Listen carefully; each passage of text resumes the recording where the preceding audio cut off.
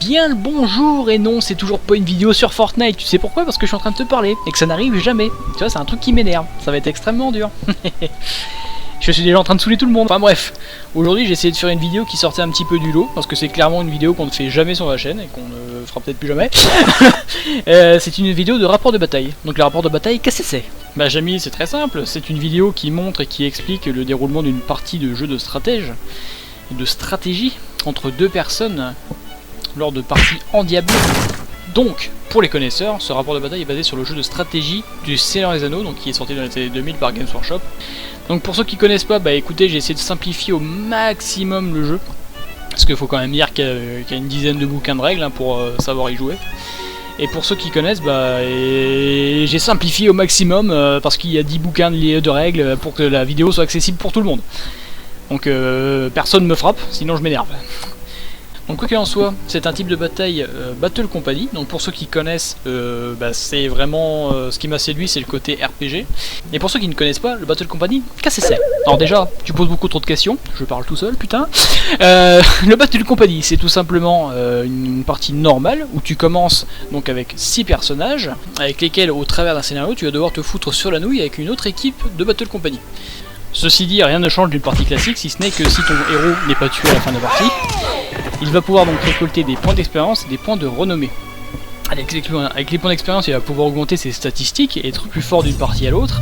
Avec ses points de renommée, il va donc pouvoir s'acheter de l'équipement et recruter de nouveaux personnages qui vont pouvoir faire grossir de la Battle Company jusqu'à un maximum de 15 guerriers. Donc c'est totalement une vidéo test, donc si ça vous plaît, faites-le moi savoir dans les commentaires ou en likant la vidéo, et je tenterai d'en faire une nouvelle avec des invités. Quoi qu'il en soit, on va passer à la partie scénario, et je ne pense pas que dans le Seigneur des Anneaux, on ait trouvé mieux que Gandalf le Gris pour vous raconter une histoire, donc je vais vous laisser assez soin pour vous narrer le scénario. Et je vous souhaite une bonne vidéo.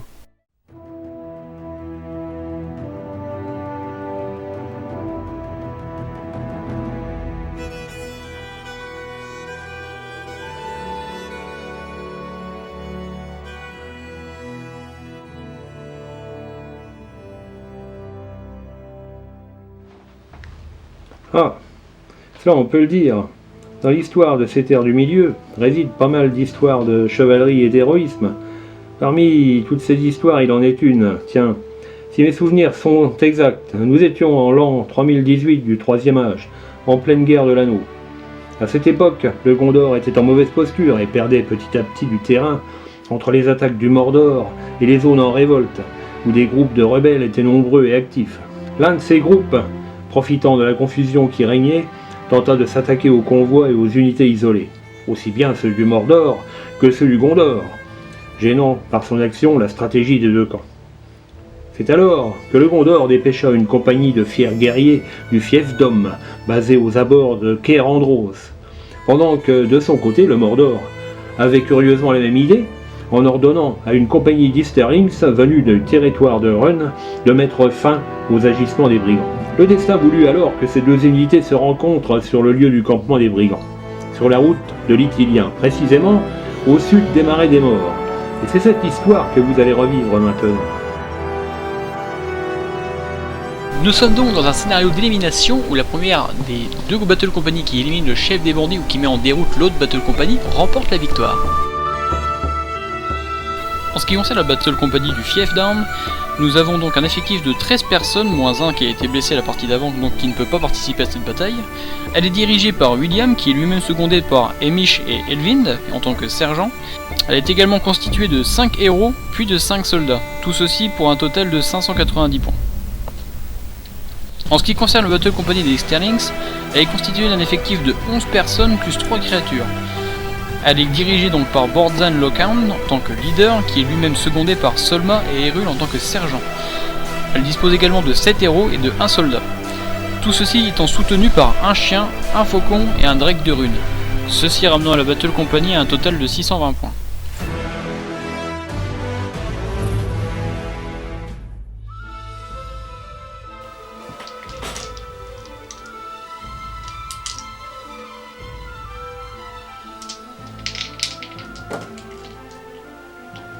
Et 6. 6 pour les orientaux.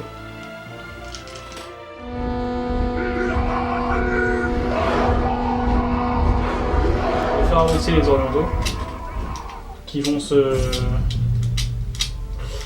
vont se rapprocher. De toute façon, nous avons 2 sentinelles de l'autre côté, les orientaux, et une seule seulement du côté du fief d'armes. Alors, on va se déplacer, ils sont déplacés la totalité de leur déplacement, donc ils ne peuvent pas tirer. Ce sera donc aux bandits de pouvoir tirer à la fin du tour du fief d'armes. Donc je vais déplacer le fief d'armes. C'est donc au tour des bandits, donc les sentinelles n'ont pas eu besoin de faire de jet, étant donné que personne s'est planqué. Donc les archers, l'archer qui est ici va tirer sur le premier oriental présent, le premier externite. Alors, donc là, j'ai fait bouger le fief d'armes, c'est au tour des bandits de bouger. Donc, étant donné que les sentinelles n'ont pas eu besoin de faire leur jet de test puisque personne ne s'est planqué, tout le monde arrive en courant, on peut oublier le jet de détection, quoi. Ils sont au courant que quelqu'un arrive. Ça arrive en hurlant des deux côtés, ça va être une sale journée, quoi. Les bandits, est-ce qu'ils temporisent ou est-ce qu'ils essayent de se rentrer, hein. Pour la plupart, on va envoyer les trois, le pocheron, l'assassin, là. On va remettre les archers à l'intérieur du bâtiment. Donc là, on a comme prévu les orientaux qui se baladent avec leurs 2 archers en arrière pour aller savater l'archer des bandits ici.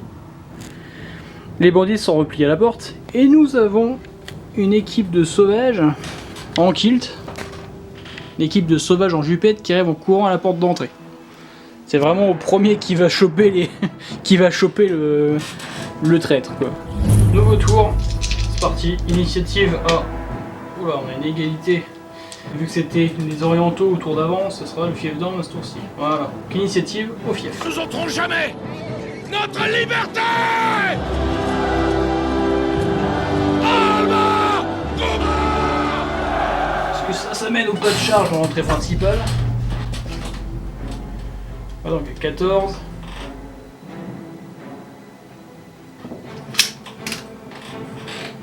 On arrive au cochon.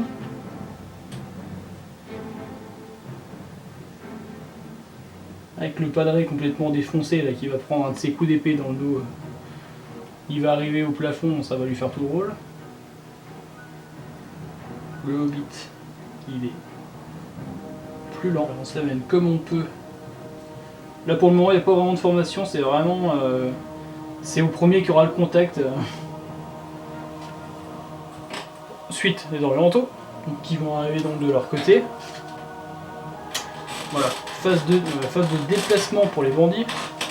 Donc, l'abbé Mouscouri, il va falloir qu'il sprinte un bon coup, sinon il va jamais s'en sortir. Est-ce que je fais rentrer le moine ou pas? Ouais, trop tard, de toute façon. Tour d'après, ça va mal se passer. Il va se mettre sur le côté. Il va espérer ne pas prendre un coup d'épée perdu. Il va prier.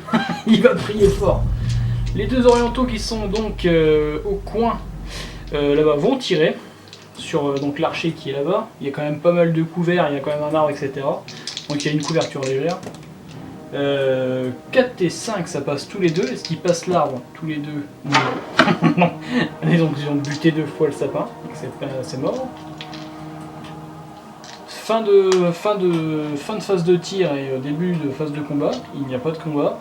On fait une nouvelle initiative. C'est parti. 4 pour le fief d'armes et 5 pour les orientaux. C'est les orientaux qui ont l'initiative. Il n'y a pas d'élan héroïque. C'est les orientaux qui bougent en premier.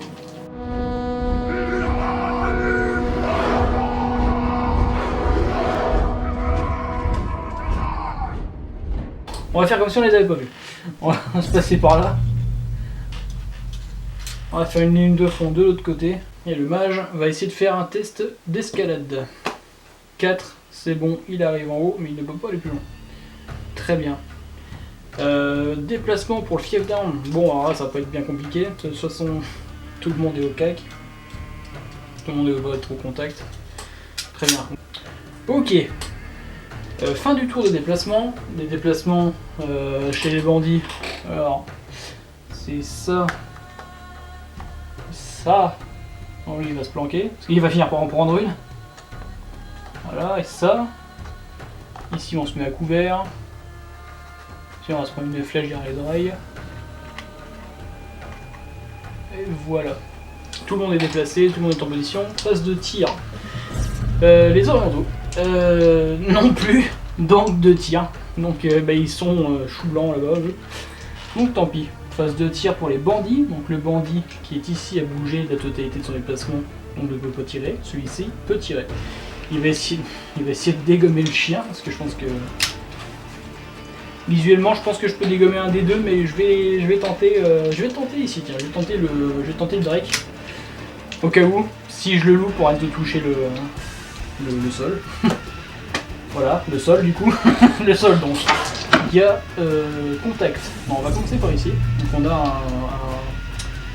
a un Drake de rune avec 2 attaques contre donc nous avons ici un héros du fief avec un soutien derrière. J'ai extrêmement mal à parler quand même. Alors, donc c'est donc 2 attaques contre 2 plus 1 soutien. Donc on commence par le Drake qui fait 1 et 1. Il avait envie de se battre, c'est fulgurant. 1 et 5, donc je gagne le combat avec l'épéiste. L'épéiste frappe, il rate, et son soutien tape. Il rate aussi, c'est bien, c'est nickel. Les mecs étaient tous bourrés en arrivant, c'est incroyable. On va continuer donc avec le héros par ici qui va taper sur le bandit du coin. Voilà. Il a 2 attaques contre le bandit qui en a qu'une seule. De toute façon j'ai fait 6, donc j'ai une meilleure valeur de combat, donc je vais gagner de toute façon. Donc inutile de lancer. Je relance pour taper, je fais 5, je le blesse une fois, il est mort. Je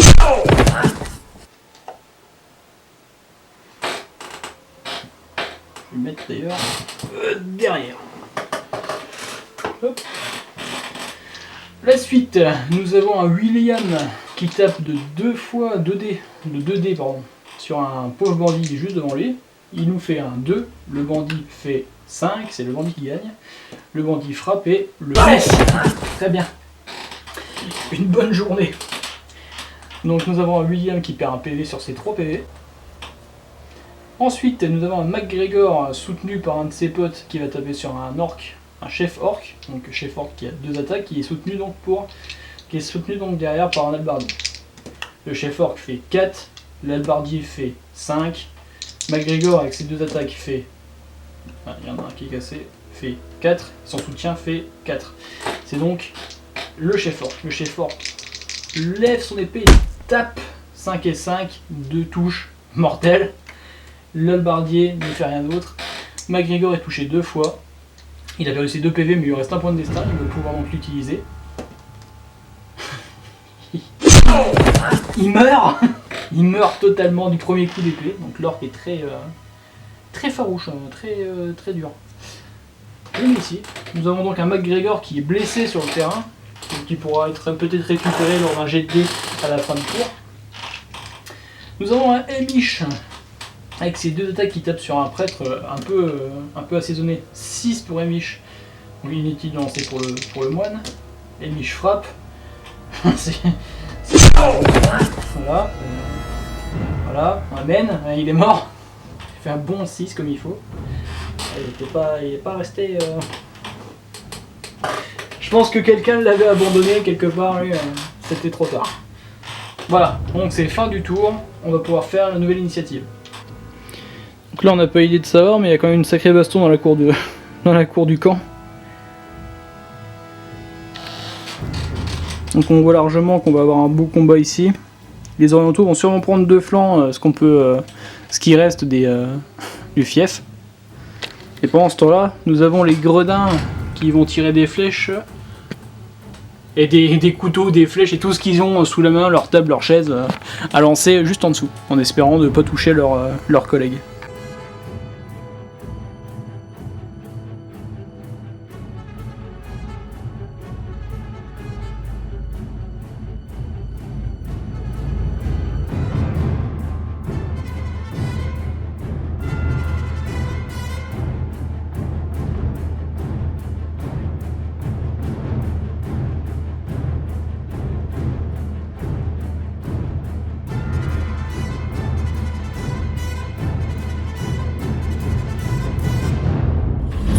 nouveau tour, une initiative pour les orientaux.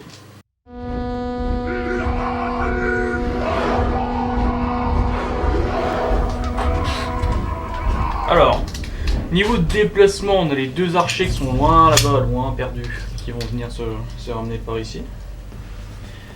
Alors, on est 14. Hop. Et ça court, ça court. Ici, on va avoir les orientaux qui vont venir aider leur animal de compagnie. Déplacement donc pour le fief d'armes. Voilà, phase de tir, phase de déplacement pour les bandits. Bah écoutez, on va continuer comme ça, je pense. Enfin, peut-être l'orque qui se sent plus là. Va descendre. De toute façon, il est gros par ici. Hop. Ok.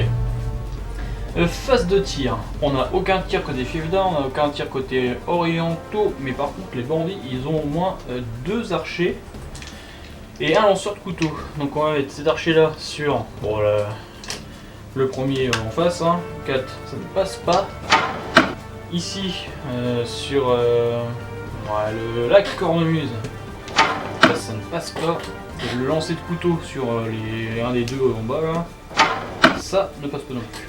Les mecs sont des fous furieux. Alors,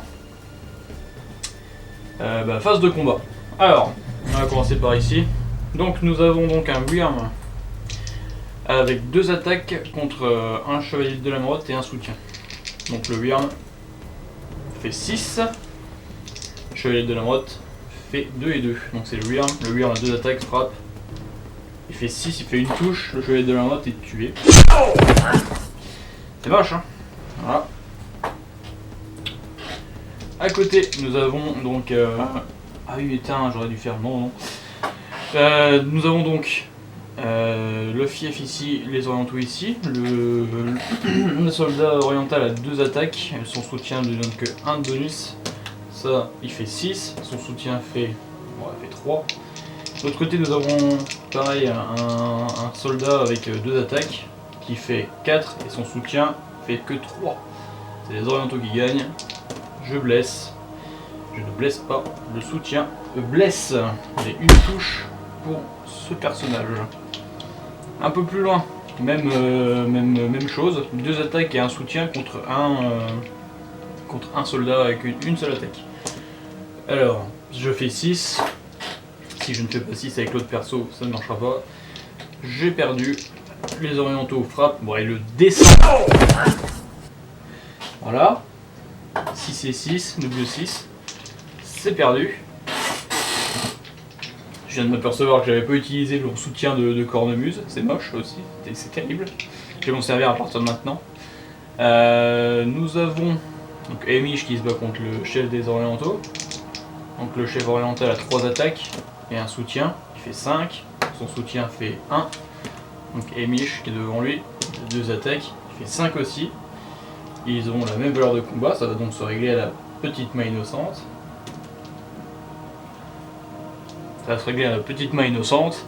1, 2, 3 c'est les ennemis. 4, 5, 6 c'est les fiefs d'armes. C'est un 4, c'est pour le fief. Et allez, c'est double 1, nickel. Nickel, tout fait tout ça pour rien. Alors nous avons donc à partir d'ici nous avons un orc contre nous avons l'orc et le bandit contre donc William. Alors William a 3 attaques. Il fait 6, l'orc fait 5, le bandit fait 2. C'est William, je vais mettre donc 2 attaques sur l'orc. Je blesse une fois et sur le bandit je ne me blesse pas. Donc l'orc perd 1 PV, il lui reste 1 PV. Ah oui, nous avons aussi ici, je me suis gouré, excusez-moi, pour les dégâts, donc on a encore une attaque. Ah, bah le bandit est oxy. Hop. Et là derrière, il nous reste donc le fief d'armes qui fait un 5, et donc le bandit qui fait 4. C'est le fief d'armes qui gagne, et il ne le tue pas. Voilà. Initiative. 2 pour le fief, 3 pour les orientaux, c'est encore les orientaux qui gagnent.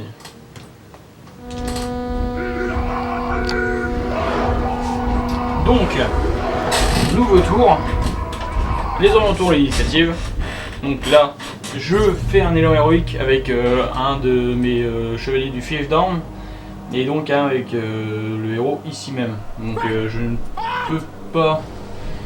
Donc eux ils n'ont pas d'élan héroïque, par contre le chef des orientaux en a un, et il va donc essayer de le contrer. Donc ça se fait au jet de dés. C'est le fief d'armes qui réussit, donc les fiefs peuvent bouger avant. Et voilà, donc là c'est au tour des orientaux, puis ce sera au tour des derniers fiefs d'armes. Alors, je vais lancer un sort paralysie sur un des... sur William je pense. Voilà, donc j'utilise mes 2 dés pour lancer. Je fais 6, bon là je fais 6 et 6, très bien. William ne peut pas résister, donc il est paralysé. Voilà, donc ici ça ne bouge plus. On a fini la phase de déplacement. La phase de tir, même chose. Ils ont bougé de la maximum. C'est au bandit de tirer. Alors, donc, même tir. Ça te rate. Là-bas, sur la cornemuse, ça rate. Et le lanceur de couteau rate. Je sais pas, non mais ils doivent plus rien avoir à lancer en fait, les mecs là-haut. Au secours! Au secours! Il faudrait peut-être même qu'ils se barrent. Ils s'en vont du camp, ils s'enfuient, et c'est tout. Alors, phase de combat. On va commencer très rapidement ici. Ah bah j'ai pas bougé là, donc c'est dommage. Donc tant pis, trop tard, j'ai oublié. Phase de combat. Donc là nous sommes à 1 contre 2. Donc le Wyrm tape de ses 2 attaques fait 5. L'albardier fait 4. C'est le Wyrm qui gagne. Et il met une blessure. L'albardier n'est pas tué. À côté, nous avons donc un chien contre un chevalier de la motte. Donc, le chien a une attaque, le chevalier de la motte, celui-là on a 2. 5 pour le chien, 6 et 6 pour le chevalier de la motte. Et à mon avis, ça va mal se passer, voilà. Bon, les orientaux a mangé ses dernières croquettes. Ça, c'est réglé. Alors, le combat continue. Donc, William Wallace. William, tout court, pour être intime, Wally, donc paralysé, donc il ne pourra même pas se défendre. Donc c'est deux attaques pour celui de devant, il fait 5, son soutien fait 3, et donc au combat, William fait 2, donc il a perdu. Il prend rien du premier et rien du deuxième, nickel, ça rend de la chance. La chance à l'état pur. Là donc nous avons notre cornemuse qui chante, qui fait retentir ses cornes et qui donc donne un bonus de combat donc à son allié. Donc même bonus qu'une bannière. Alors donc nous avons Elmich avec ses 2 attaques qui frappe et qui fait un 5. Et nous avons donc en face le chef des orientaux qui fait 5 aussi, donc c'est la même. Son soutien fait 4. Petite main innocente, 1, 2, 3. Quoique là, c'est à égalité. 1, 2, 3, c'est les orientaux. 4, 5, 6, c'est le fief. 4, 5, 6, c'est le fief. Le fief, c'est la baston. Ça rate. Dommage. Nous continuons donc contre un fief contre l'orc. Donc l'orc a 2 attaques. L'orc fait 4 maximum. Le fief fait 6. Wow. L'écuyer fait donc rate. Nous passons au combat d'après. Nous avons donc un bandit contre un fief, encore une fois. Le fief a 2 attaques, donc 6. Il a une plus grande valeur de combat que le bandit, donc c'était lui de frapper directement. Et il ne le tue pas. Voilà, fin du tour. Initiative, ça va très très vite. 5 pour les orientaux, 3 pour le fief, c'est les orientaux qui ont l'initiative.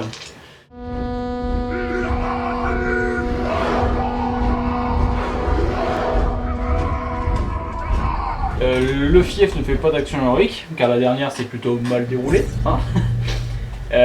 Nous allons laisser ça. Les orientaux donc bougent. Au niveau du fief, ça va être la même chose.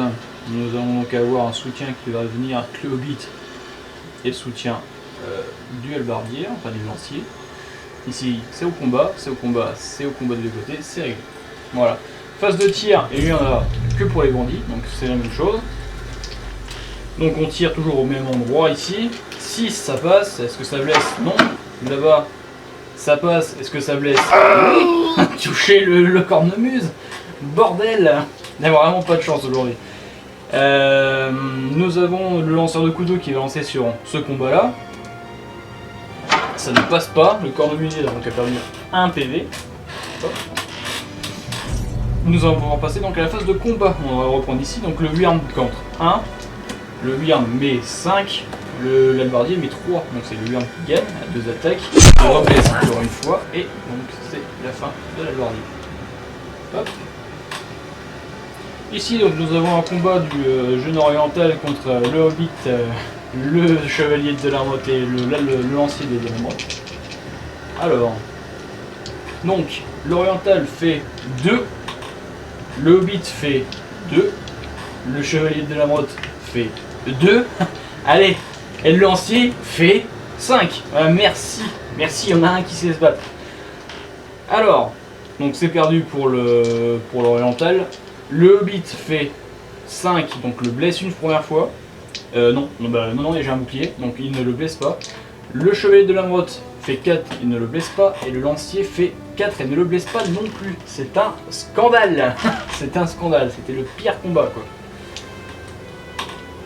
Voilà, le ciel s'assombrit. C'est Sauron qui s'est tourné vers ce combat. Ici nous avons donc l'oriental, donc on a Hyrule ici avec son lancier qui se bat contre le hallebardier qui est ici. Alors, donc l'oriental fait 3 maximum, son lancier fait 1, et donc l'hallebardier qui a 2 attaques fait 4, donc c'est lui qui gagne. Il va semer un coup à son adversaire qui le rate évidemment. Évidemment, c'est un combat extrêmement long à lui tirer. Alors, nous continuons ici donc avec William qui n'a pas été stun cette fois-ci, donc il va pouvoir se battre et il a donc le bonus avec sa cornemuse derrière lui. Donc, William a 3 attaques, il fait 3 maximum, son assaillant fait 6, d'accord, donc je peux relancer encore un dé pour voir si je peux égaliser, je fais 1, c'est nickel, donc son assaillant lui assème un coup, il le blesse 2 fois, et le lancier en face le blesse encore une fois. J'ai perdu 3 PV, donc j'ai 3 PV, j'ai encore 2 points de destin. Je regarde mon premier point de destin, je le réussis. Il me reste donc un point de vie et un point de destin pour William ici. A côté, nous avons donc le chef des orientaux qui se marave avec le Emish du fief d'armes. Alors, donc Emish a 2 attaques et fait 5. L'oriental fait 6. La cornemuse est toujours de mise. Je fais, avec casser le dé, je fais un 4, ce n'est pas suffisant. Donc c'est l'oriental qui gagne. L'oriental me met 0 dégâts, par contre son lancier me met rien non plus. Nickel. Combat suivant, l'orc contre l'écuyer. Alors, donc l'écuyer, une seule attaque fait 6, l'orc fait 2. L'écuyer est très énervé. L'écuyer fait 1, il n'est pas si énervé. Combat suivant, nous avons donc le bandit contre le fief. Le fief a 2 attaques, fait 1 et 1. Et le bandit fait 6. Je suis toujours sur l'effet de la cornemuse. Je fais encore un 1 pour être bien sûr de bien perdre. Et donc le bandit me met un coup et me rate. Donc voilà, niveau fief, on est quand même dans la galère. On a un léger passage des orientaux sur ce côté-ci. Voilà, où clairement nous avons une percée de la part du Wyrm. Malgré les différentes erreurs des Jeannots. C'est toi que je parle. Ici on va peut-être avoir une percée du fief avec l'écuyer qui résiste encore et encore aux assauts de l'orc. Peut-être le fief qui a réussi à rentrer, il a essayé de se battre, mais vu le niveau de combat c'est pas gagné. Donc c'est un nouveau tour initiative.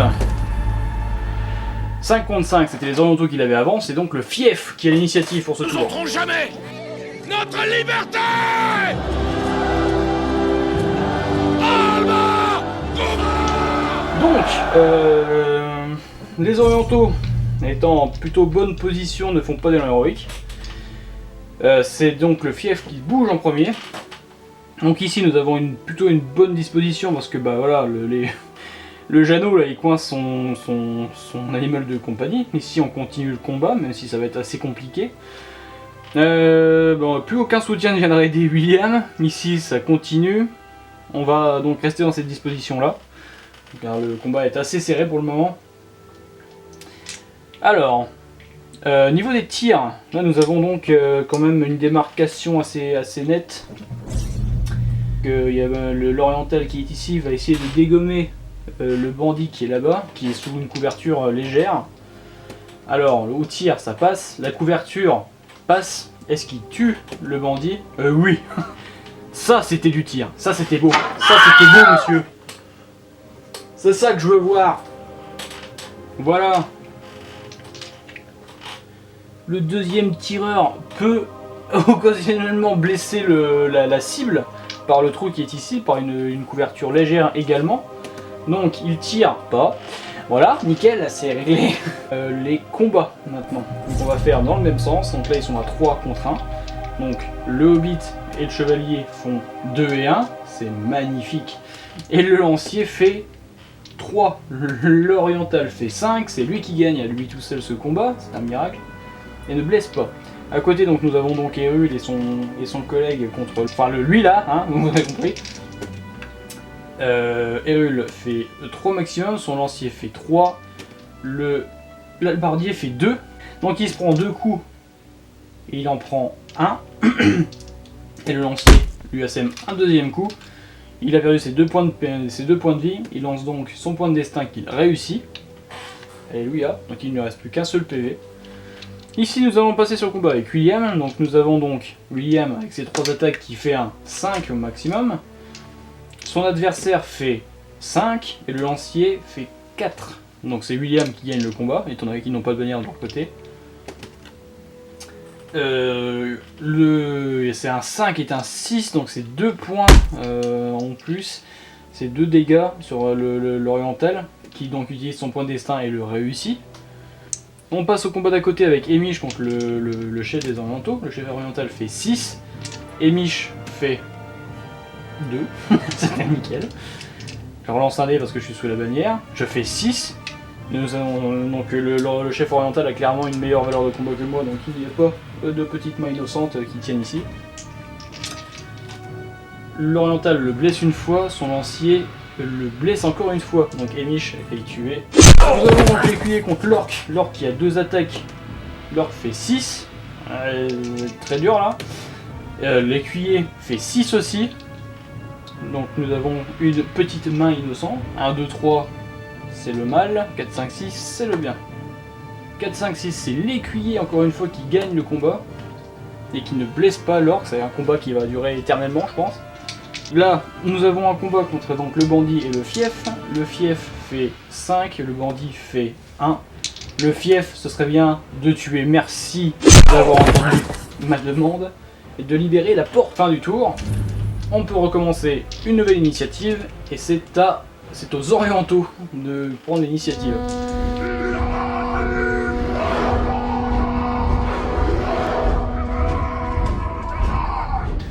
Je refais encore un élan héroïque du coup avec William qui lui restait donc un seul point de puissance pour faire son élan héroïque qui va être donc encore une fois contesté par l'oriental ici présent. Donc ce sera fait au jet de dés. Les orientaux prennent l'avantage. Donc ici personne ne va bouger dans ce secteur là. Les orientaux peuvent donc bouger normalement. Les déplacements c'est complet. Phase de tir. Les 2 archers orientales vont donc essayer d'abattre la cible à coups de flèche. Donc le premier fait 3, ça ne passe pas. Le deuxième fait 2, ça ne passe pas non plus. Le bandit tire, donc 4 ça ne passe pas, donc personne n'arrive à tirer. Et le lanceur de couteau fait 6. Donc on tire carrément sur le combat qui se déroule en bas, hein, donc les 2 ici. Il fait encore 6. Et 1, 2, 3 c'est le mal, 4, 5, 6 c'est le bien. C'est pour le bien forcément, voilà. Donc lui là-bas, il prend un hit. Cette personne prend un hit, donc il lui reste donc un PV. Il n'a pas de point de destin. Ça va être très serré. Nous allons pouvoir avoir donc la phase de combat. qui va débuter donc comme tout à l'heure de ce côté. Alors donc ici donc, le combat est beaucoup plus simple. Nous avons donc un chevalier de l'Emeraude contre l'oriental. Chevalier a une attaque, l'oriental en a une aussi. Le chevalier fait 3, l'oriental fait 5. C'est l'oriental qui gagne, il frappe, il le rate. Le Wyrm a deux attaques contre deux attaques. Le Wyrm fait 2, le Hobbit fait 6. Ce Hobbit est un cinglé. Et le lancier, bah pas la peine, donc c'était gagné. Le Hobbit fait 1 et le lancier fait 6. Le Wyrm est touché une fois, il lui reste 1 PV. Le combat d'à côté, donc nous avons Hyrule et son lancier contre le chauve à la hache, on va l'appeler comme ça, le chauve à la hache. Alors, Hyrule tape de ses deux attaques, fait 5. Son lancier fait 2. L'homme à la hache, il fait 6. L'homme à la hache est très énervé, c'est l'homme au poil. Il met encore un coup, il met une blessure donc à Hyrule. Voilà, donc nous avons William qui se bat encore une fois contre le même mec depuis tout à l'heure qui s'appelle Solma. William fait un 6, pas la peine de lancer ses dés, c'est déjà réglé. Et il fait rien du tout, mais c'est insupportable. C'est incroyable. Alors ici nous avons donc l'écuyer contre le lancier et l'orque. Voilà, donc l'écuyer est dans la panade. Alors, donc nous avons deux attaques de l'orque et une du lancier. Donc le lancier fait 6, l'orque fait 5 et l'écuyer fait 3. On relance avec la bannière, donc la cornemuse fait 5, donc c'est le lancier qui gagne. Il fait une frappe de 4, donc ça ne rate. Et l'orque met un 5 qui le touche, et donc cette fois-ci. À la porte, donc nous avons le Khal qui s'attaque donc directement à l'homme du fief. Le Khal a 3 d'attaque, lui fait 5. L'homme du fief a 2 attaques, il fait donc 5 aussi. C'est le Khal qui a le plus d'attaques. Donc 3 attaques sur l'homme du fief qui ne prend rien. Voilà, fin du tour. Allez, ça va très très vite. Nouvelle initiative. 3 pour le fief, 1 pour les orientaux. C'est donc le fief qui a l'initiative. Nous ôterons jamais notre liberté.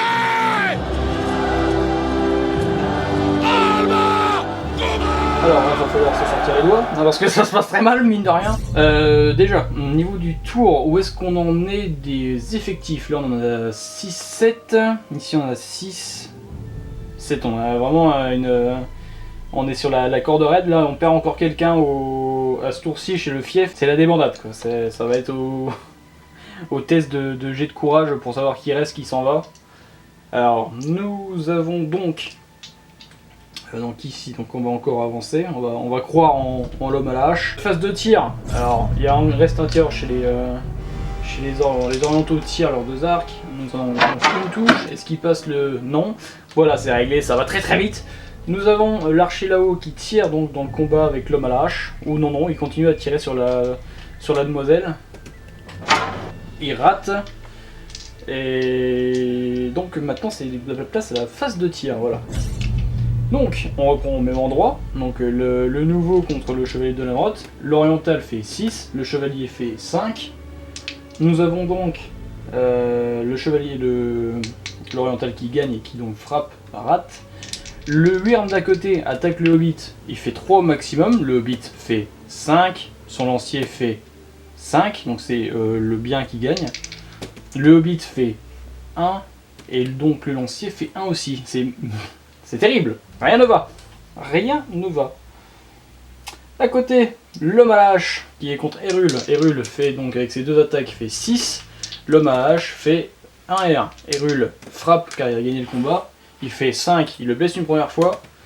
Et 5 avec le lancier, l'homme à la hache. On avait foi en toi, on n'aurait pas dû. Alors, nous avons William qui va donc encore essayer de se battre contre Solma.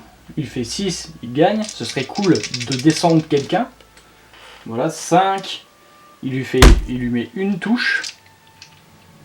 La cornemuse, donc Bill va devoir se battre contre l'orque. Bill, mine de rien, a 2 attaques, et l'orque aussi. L'orque fait 5, Bill a -1 parce qu'il porte sa cornemuse, et donc fait 4. C'est pas de bol, c'est vraiment pas de bol. L'orque frappe, lui met un sale coup. Bill n'a plus qu'un seul PV et un point de destin. Nous avons donc le Khal qui se bat contre le fief à la porte. Le fief fait 4, le Khal fait 6. Voilà, le Khal est un peu énervé. Le Khal refait un 6 et son lancier fait un 4. Donc le mec de l'âme d'arme a perdu son point de vie. Il prend son point de destin. qu'il ne réussit pas et donc...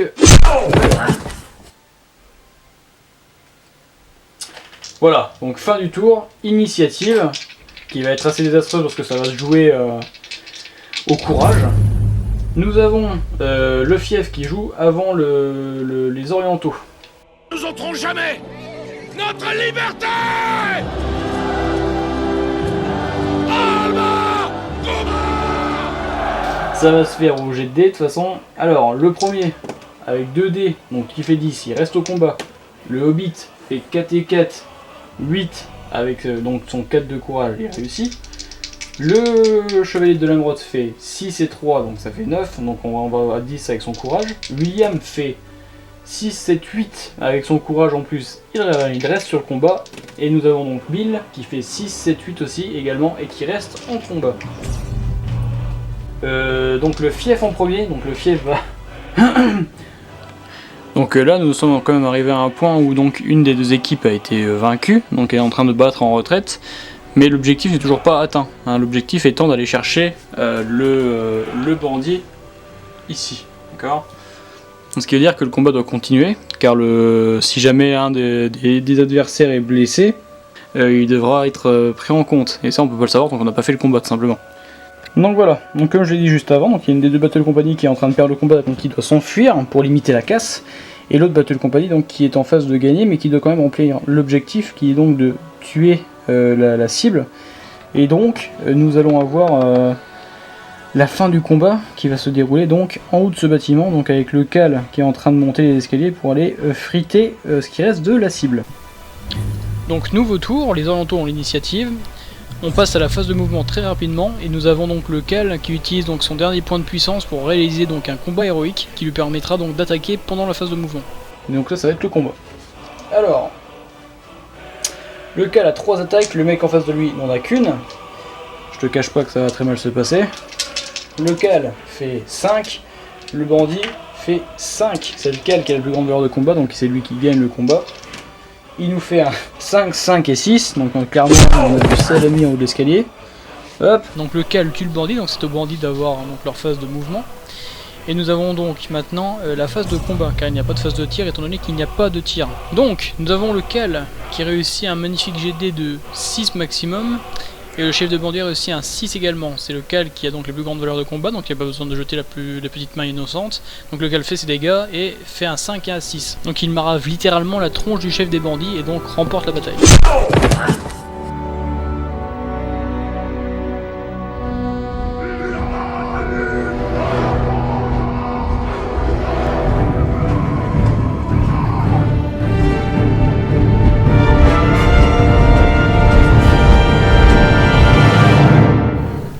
Et bien voilà, ce sont les orientaux qui remportent la bataille en éliminant donc le chef des bandits. On va faire un bilan très rapide de la partie.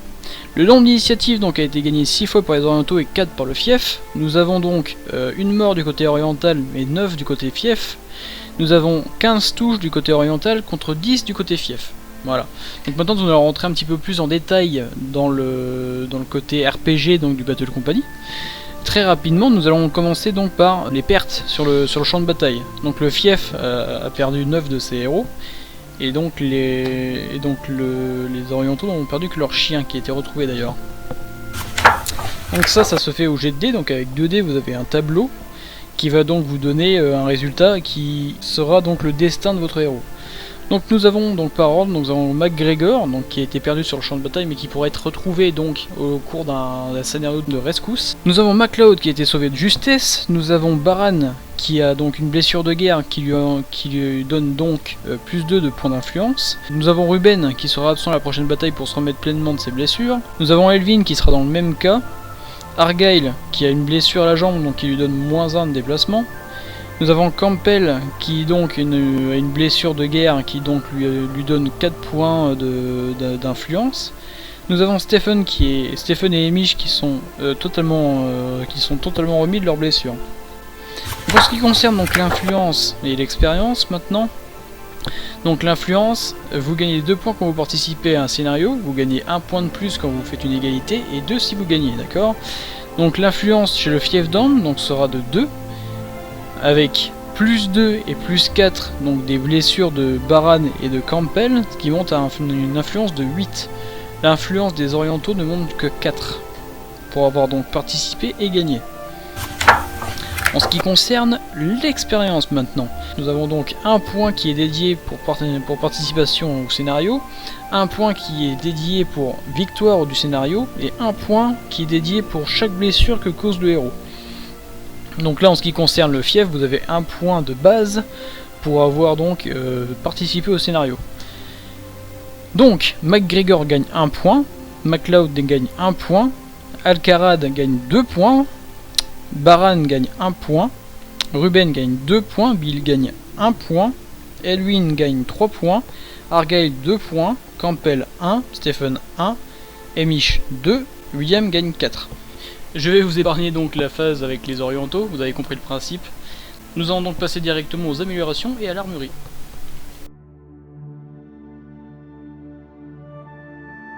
Les améliorations. Une fois votre personnage devenu un héros, vous pouvez choisir une carrière parmi une dizaine d'autres. Ces carrières vous donneront accès à plusieurs capacités spéciales en fonction de la carrière choisie. Ceci se traduit par un jet de dés sur un tableau contre 5 points d'expérience.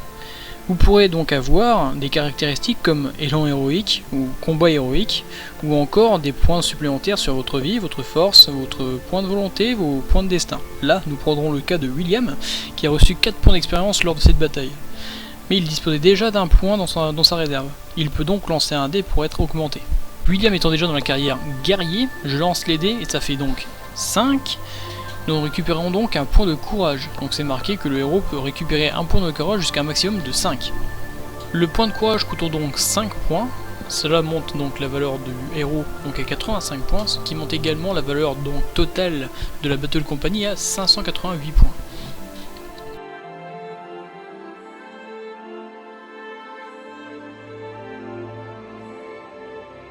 Donc voici la phase finale, donc l'armurerie.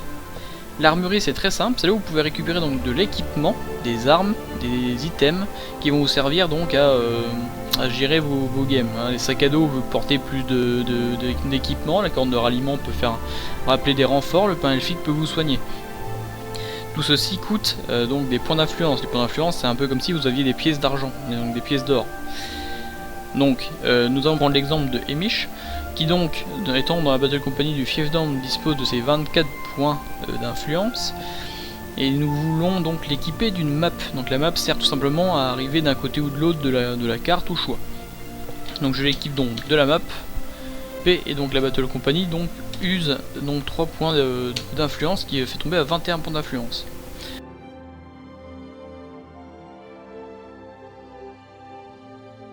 Nous voilà arrivés à la fin de la vidéo. Encore une fois, je vous rappelle que c'était une vidéo test qui visait donc à vous faire découvrir le type de partie Battle Company. Donc comme vous avez pu le voir, c'est assez complexe, hein, il y a vraiment un côté vraiment très RPG. Donc vous avez vraiment 75% de jeu sur table et puis après c'est 25% de gestion d'équipe. J'espère vraiment que ça vous a plu, que vous n'avez pas trouvé la vidéo vraiment longue et que voilà, c'est du test. Donc si jamais vous avez des choses à nous proposer ou quoi que ce soit pour nous améliorer, n'hésitez pas à nous le dire dans les commentaires et likez la vidéo et partagez-la si vous voulez qu'on en fasse une nouvelle, donc avec des invités, avec d'autres scénarios, etc. Donc voilà, il ne me reste plus qu'à vous souhaiter donc une bonne continuation et une bonne fête de fin d'après-midi. C'était la Guilde du Commerce.